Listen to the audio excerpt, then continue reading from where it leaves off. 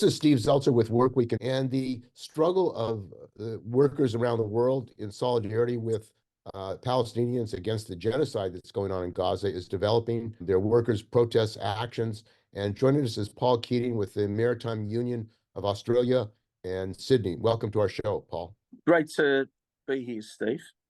So, Paul, why don't you talk about the Maritime Union of Australia? They have a long history, as well as other dock workers, in taking solidarity action. Our union's been around for 152 years. We were formed in 1872. Here in Australia, it was in Sydney at the time with the what you would call the Longshoremen and Women's Union, the Wharf Labourers Union at the time, 1872. And in Melbourne at that same time, the Seamen's Union of Australia was formed. Over our history, the maritime unions have come together, and we have formed now the Maritime Union of Australia. That was established in 1993. Our history of solidarity dates back through this whole time. And we speak to our members in relation to the context of struggle at the time and look back at our history of that solidarity. And we're very proud of that history. If I recall just a number of very important periods in our time where we have stood on the right side of history, on the side of the working class. In 1938, in a small port just south of Sydney, Port Kembla, the dock workers, the dockers, the wharfies as we call ourselves, wharfies, longshore men and women, those workers decided that they wouldn't load pig iron that was destined to Japan. And those dock workers, wharfies, took a stand. At the time, across Australia, in the collective consciousness of the working class, there was no real understanding of what the Japanese agenda was of, its military build-up and war on the mainland China. And as we know, history tells us it's imperial agenda of colonialism. So in 1938, those wharfies decided they would not load pig iron destined for Japan to be made into weapons of murder and destruction to kill the Chinese people on the mainland. That dispute, lasting 6 weeks, brought together a collective understanding across Australia that we must oppose the war. And peace is union business. We're very proud of that history. And since then, our solidarity with the working class and struggles continue. After the Second World War, Dutch colonialism was back on the doorstep of Indonesia. And it was our union, the Seamen's Union of Australia and the Waterside Workers Federation, who banned 600 Dutch ships, the Black Armada, as it's known. And we stood on the side of the Indonesian people's right to self-determination and against colonialism. And we recall these history to our members so that they understand on where we are now and how we go forward in the future. And we have this long history of opposing wars, the Vietnam War, the Korean War, the wars in the Middle East, and against apartheid, South African apartheid. It was a number of maritime unions, only a small number of unions at first, that stood together and established the position, maritime unions against apartheid. And in that struggle, we built a global movement and an oil embargo.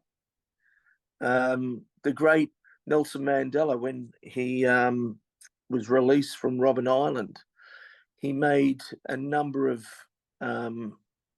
statements in regards to who the friends of South Africa are, and he made special mention of our union and the role that we played in the global campaign to fight alongside the people of South Africa. And we find ourselves here now. Never in my lifetime have we seen the global movement in solidarity for the Palestinian people. But never in my lifetime have we seen such horror unfold in Gaza and the murderous genocidal agenda of a state, the Israeli state, against the people, and the dehumanizing of a people that didn't start on October the 7th. It started 75 years ago. And it's the brutality, the story of colonialism and imperialism.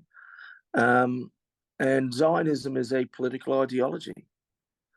It's not anti-Semitic to oppose Zionism and to criticize the Israeli state for its brutality on the Palestinian people, who we are very clear, the MUA stands on the side of the oppressed and the Palestinian people's fight for self-determination and justice.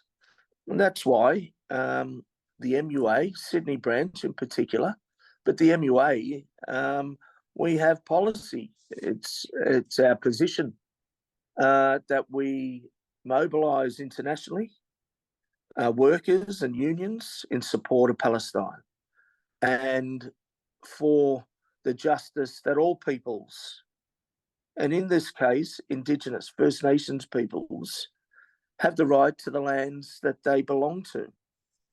And we're seeing this global movement. It's a global movement in the West of the peoples and across the world. But if we look at the West, your country, the US, Australia, the English-speaking countries, European Union, Britain, the political establishment, our political leaders, our politicians, by and large, are complicit in this because of their silence on criticising the Israeli state and the Israeli Defence Forces, complicit in their support of the Israeli state, knowing in the last 6 months the brutality and murderous genocidal campaign being waged on an oppressed people. And yet our people, the movement across the world and in the West, we're rejecting our politicians. We're rejecting that narrative and their failure to address this. And we're coming together and we're calling and demanding that now's the time that we come together to fight for a better world, to oppose Israeli apartheid, and to defend what we believe the greatest values of all, which come from working class communities, our values of equality and dignity of life for all. Of course, Israel was a major supporter of the apartheid regime in South Africa. It supplied them weapons. The Histadrut, which is Israeli Trading Federation, actually had businesses of South Africa, provided tanks and weapons. And Israel is also shipping around the world in the ZIM shipping lines. And on the West Coast, the ILWU supported some picket lines of community and labor to shut down the ZIM ships on the West Coast. Dock workers have played a critical role internationally in solidarity, as you're saying, but it seems like Israel is still continuing to get equipment, transportation, airlines. I mean, there's a lot of traffic still going to Israel. The labor movement is mobilizing, but as you say, there are obstacles. The Democratic Party in the United States supports Israel, even while it says it's defending the people of Gaza. They're shipping weapons, bombs, 2,000-pound bombs to be dropped on them. What needs to be done globally and in Australia to really isolate Israel as South Africa was isolated by the world working class? Very good question. And we look back on the history of people's movements against these hateful ideologies. Apartheid's a ideology, political ideology, that must always be fought against. We look to the past, and what unions and labour movements and peoples across the world need to listen to are the Palestinian people's calls. And the Palestinian trade union movement, now for about 15 years, have sent out the message to the world, to workers of the world, and to the trade union movements, labour movements, calling for support of the BDS campaign: boycott, divest, and sanctions. We know that they work. It builds political instability, and in that space, the ability to fight for the demands that have been established, and in this case, for the Palestinian people, their right for justice and self-determination, a state. And unions can play and do play a critical role. Dockers unions in particular. You're right, Steve. The history of Dockers and our unions have been that we have stood in those historical periods with our communities, who have stood up and protested. And today we see across the world these protests in every major city across the globe, as well as now moving towards ports. We have had quite a number of protests in the major ports here in Australia, and the growing call across the world. We're connected as Dockers.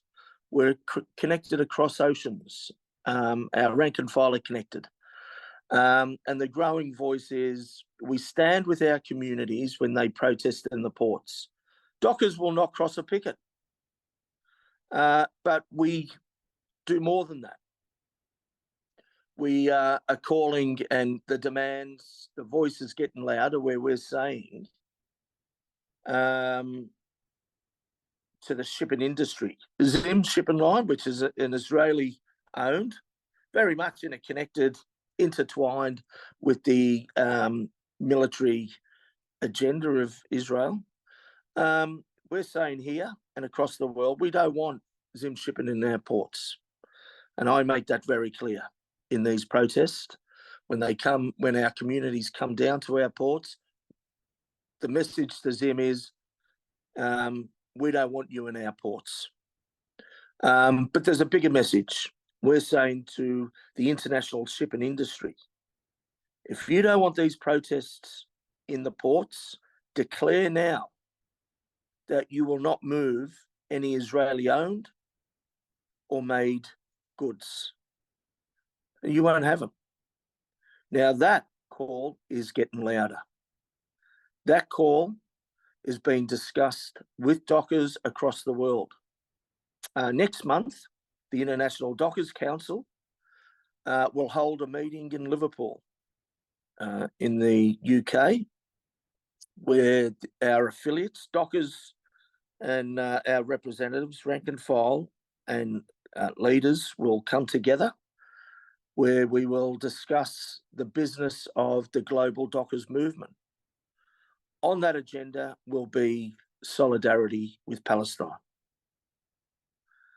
And we will be discussing these matters because it's union business.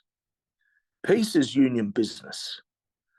And I would say to your listeners, continue to mobilise, continue to come together like we are seeing here.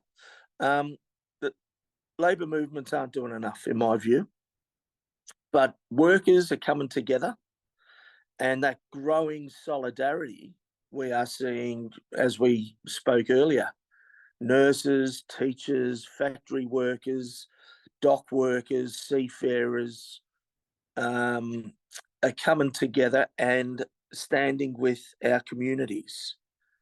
And the mobilising of our communities in the ports sends a very strong message to international capital. The other message that is a demand that leaders like myself, Chris Kane is the head of the union that I belong to, the National Secretary of the CFMEU. He too speaks at these rallies and calls for greater trade union solidarity and action.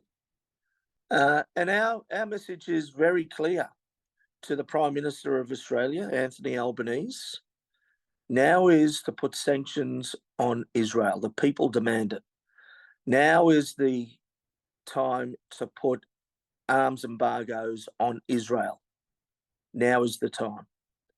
And these politicians, if they don't heed the message of the people, they're going to find themselves on the wrong side of history and probably thrown out of their electorates. I say to our communities at these rallies, a very strong position that if your local politicians do not support taking action, having the courage to stand up and be on the side of our communities who are demanding sanctions and arms embargoes, vote them out. That's what politicians only understand. And this growing movement of people across the world is our power. And one of the things for American workers most of them are unaware of it, is the whole militarization of Asia. And when you talk about Port Kembla, the construction of a submarine base there, which would threaten the port, and AUKUS, Australia, UK, US military alliance. Recently, President Biden met with Prime Minister Kishida in Japan. They're trying to militarize Asia and prepare for war against China. Where does the labor movement stand? Because in the United States, unfortunately, most of the unions are either silent or going along with more military funding, whether it's for Israel, Ukraine. It seems like they're unlimited budgets, billions and billions of dollars for war, and the United States spends trillions of dollars on war while our infrastructure is falling apart, while we don't have national health care, while people are homeless in San Francisco and throughout the country. Yes, well, I agree. The situation around the AUKUS treaty is a Western imperial agenda, and the immoral, unethical amounts of money to spend on, in our case as a country, the nuclear submarines, inevitably, which will take 30 years before we get it, it equates to $36 million a day to pay for these submarines, $36 million a day for 30 years.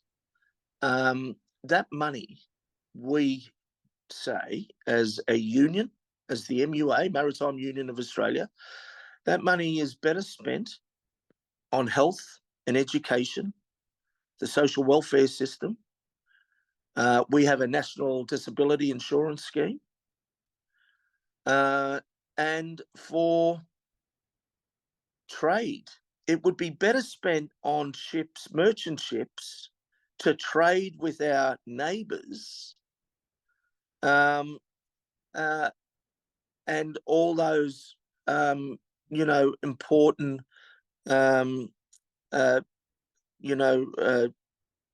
social positions of free health and education, than be spent on a war machine. From a trade union, labour movement perspective in Australia, many trade union councils have come together and opposed the AUKUS treaty and nuclear subs, and we've made it very clear, including here in New South Wales. Our peak body, Unions New South Wales, endorsed That's all the trade union affiliates endorsed a resolution opposing the AUKUS treaty and nuclear subs, and for that money to be spent for the people on the enrichment of society through education, health, and obviously our social welfare system. That is a campaign also from the MUA, our union, where we have said we will oppose these submarines in our ports because these submarines really represent, as you said, an escalation in the region and militarization of the region against China. And it's this political ideology of difference. Yet I'll say this, we have no beef with the people of China, the working class. The Chinese state it can very much boast in a matter of 4 decades the emancipation of its people in numbers just not comprehensible for most governments in the West. More than 1 billion Chinese peoples have come from subsistence living from the late 70s to a level of first world standards no other country can say they have achieved. As unions, as working class trade union leaders, we must always stand on the side of the working class. And our business is peace. Our business is solidarity and friendship, and building our international working class solidarity is at the forefront of peace. So we will oppose these submarines in our ports. We have had some major rallies in our ports. Governments have stipulated which ports that may be determined for these nuclear subs. And no matter what government's in power, in 10 or 20 or 30 years, they're going to have a fight on their hands because we will not accept it. I don't believe that the AUKUS treaty will hold up in time. The cost for this is so out of the realm of reality. Only the working class will pay for it in this country. There will be enormous backlash to it. And although the political establishment here in Australia are siding with this position now, it is so far away. There will be a mobilising, I believe, against this. And in that, time will tell that we will be again on the right side of history. From the trade union movement, though, across the world, we come together.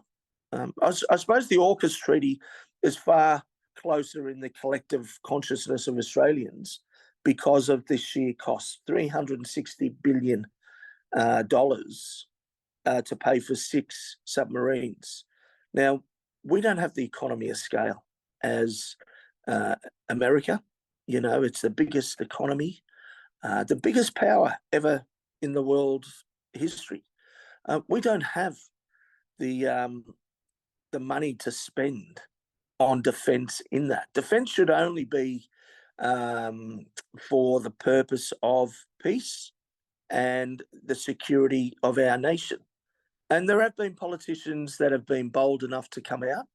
Former Prime Minister, my namesake, Paul Keating, has clearly articulated the case against the AUKUS treaty and the nuclear submarines very well, as well as other prominent politicians.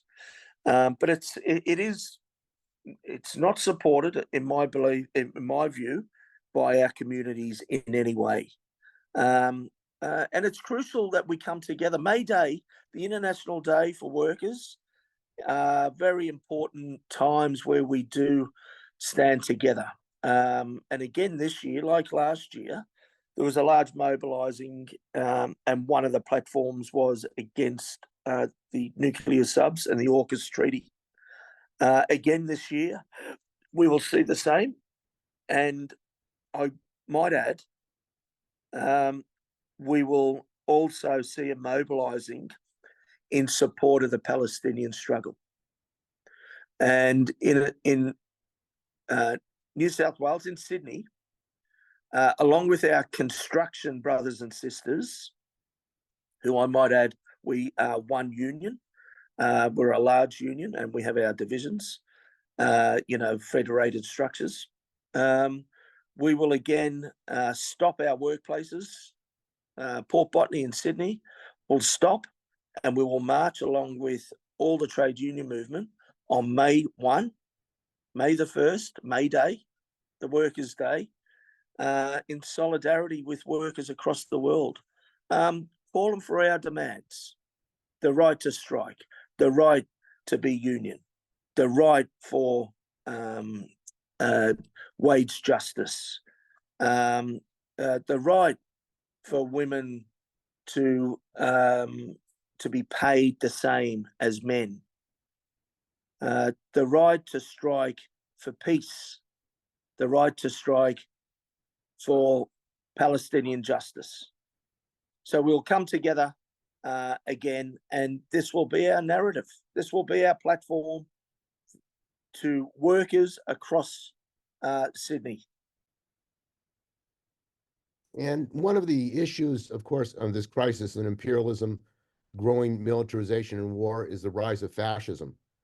And you have, of course, Trump, who's a racist, who attacks blacks, browns, immigrants, immigrant bashing, but that is developing internationally.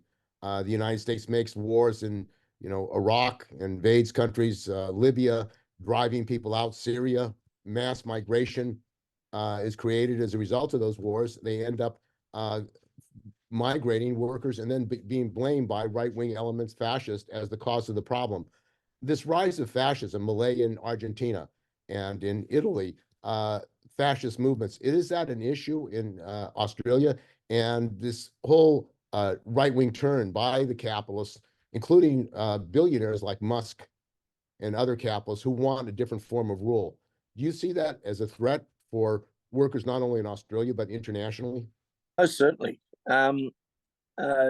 Amongst our comrades and across the movement, and to our members, I've spoken for a long time, along with others, around the rise of nationalism over the last 20 years at least, across the world. The rise of nationalism and ultra-nationalism and fascism. And what we see across the world as well is, and it's important, and I make it very clear to workers when we speak on these matters, that the connection of neoliberal economics, which is the foundation now of the economic platform across the world and in the West in particular, there is no those indicators of the economic model has seen the power because of anti-worker and anti-union laws come in place to allow global capital, the ruling class, the bosses class, to establish greater power than ever before in history. And with that, the normalizing of that politics, like in the Murdoch press in particular, and the global media.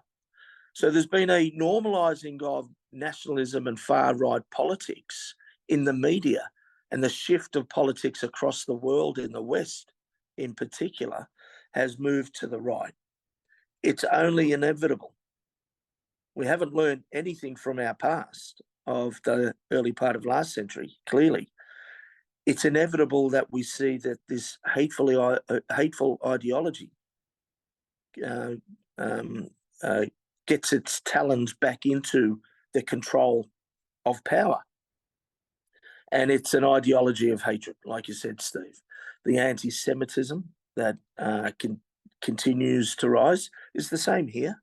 The anti-Islamophobia, the hatred of and the policies against migrants and refugees, the dehumanizing of our underclasses, of the working class, our poor, impoverished.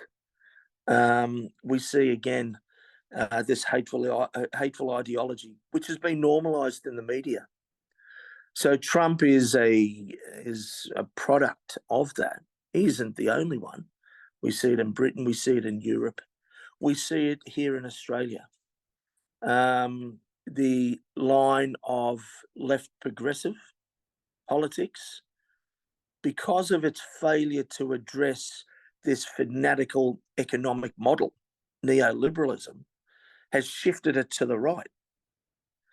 And now it's okay for these racists, these ideologues, to use the language that for many decades since the Second World War was, a collective, view of disgust. It was not acceptable.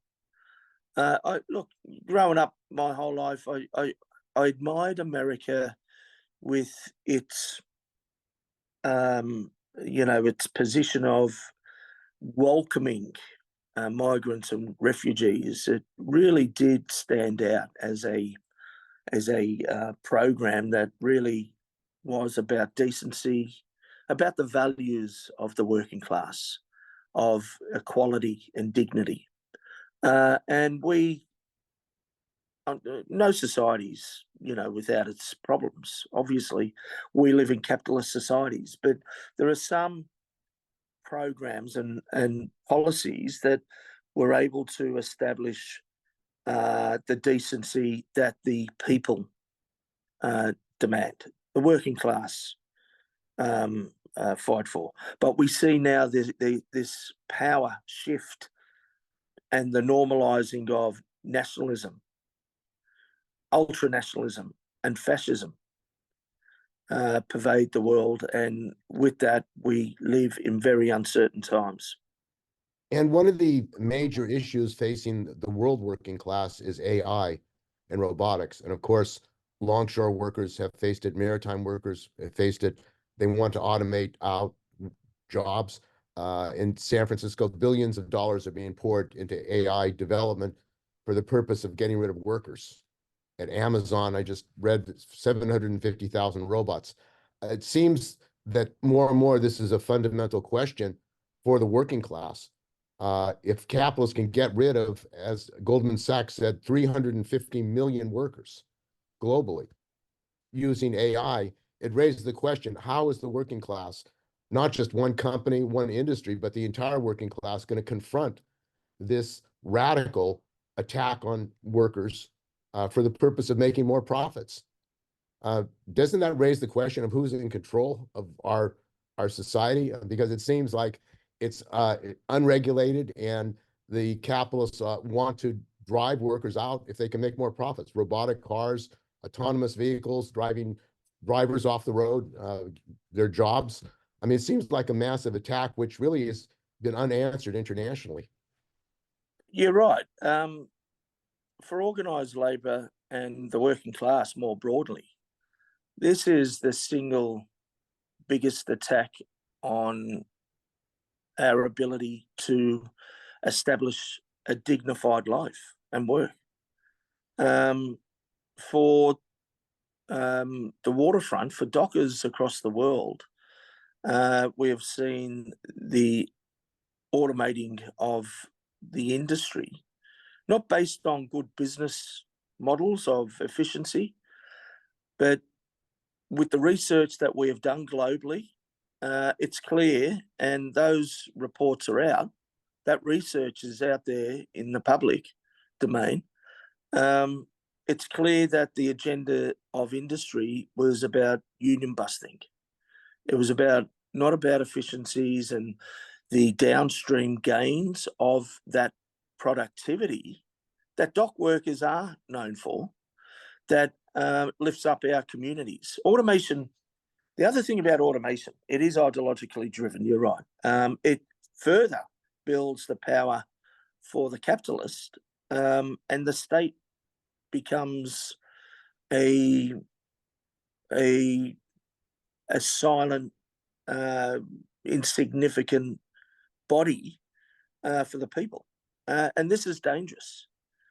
What is the benefit for the people? Because what we know in the West, we live in capitalist societies. It's the power of global capital and local capital that control the political establishment. And these decisions are being made very quickly by industry. There aren't laws in place to address it. And quite frankly, politicians don't know what to do. They don't have power. They are beholden to lobby groups and special interest groups and global capital. And they play an insignificant role. Governments do in this space. We hear even industry being concerned about AI. We should be. The research that we did was that the risk to ports with AI, 5G, and automation is a sovereign risk to states, and that is not being addressed. But it's also an attack. Sorry, I've got our little guard dog telling us that there's someone at the door. And it's also an attack on our right to work.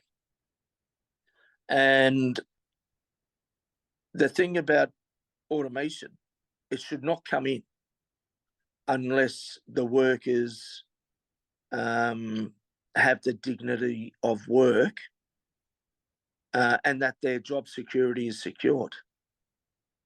And it can be done. We believe it can be done. Can it be done under capitalism? It cannot be done under capitalism. We need a radical political shift in our nations and across the world from the working class to fight against this technology that has the control from a handful of very powerful people on the planet. And that's unacceptable. This technology should be used for the advancement of the human race and all peoples. But the capitalist model, the notion of Western democracy is, look, I say to our members, the great revolutionary James Connolly, just before the 1916 uprising, said this to his comrades. He said, we're not here to paint the mailbox from red to green. This is a socialist revolution. The system that we have in place needs to be overthrown. We have two ruling political parties and one ideology. It stands the test of time, that statement. And we find ourselves in a world where, and in the West, where the power of, the ruling class, the capitalist class, has now going to leapfrog into a space of control of peoples, not just our nations, like never before with this technology. The problem with the technology is that we don't know where its potential could take in the destruction of, the world as well. It's a dangerous time we live in, and also dangerous in relation to what this technology, if not, if the laws are not put in place to regulate it, could potentially be. Are you optimistic about the working class of the world waking up to these issues? Well, yes, I'm going to say this as a working class man. We've always had struggle. Our peoples across the world, the working class, our power lies in our strength, and our integrity lies in our collective view of what is decent and right. That we want to live in peace. We believe in equality and diversity and respect for that. We want our families, our communities, our children to realise their potential. I am optimistic because I look back in history where our class have rose up. We've had revolutions. We've overthrown tyranny. We've overthrown the establishment. We've overthrown imperialism and colonialism. And we have fought for a better world. And if we hold to those values, which I firmly believe the working class do, and it's in struggle, we radicalise. We see the radicalising of our class again, the mobilising of our class. And those times we find our strength. And I look at the Palestinian peoples and the trauma. I can't, like the billions of us across the world, can't bear to look at another child killed, murdered, baby, mother, father, grandfather, aunt. We look at that horror and we think of our own families, we think of our own communities, and we are mobilising in solidarity with the Palestinian people and for our class. Yes, I do wake up every day. I wake up to fight for a better world, like my comrades alongside me, and us across the world. Yourself, Steve. Our media is so important. Our message of truth for the working class is so important. The motto in the Sydney branch of the Maritime Union of Australia is something that we are so proud of. It is peace, unity and struggle, and socialism. And I wake up to fight for that every day.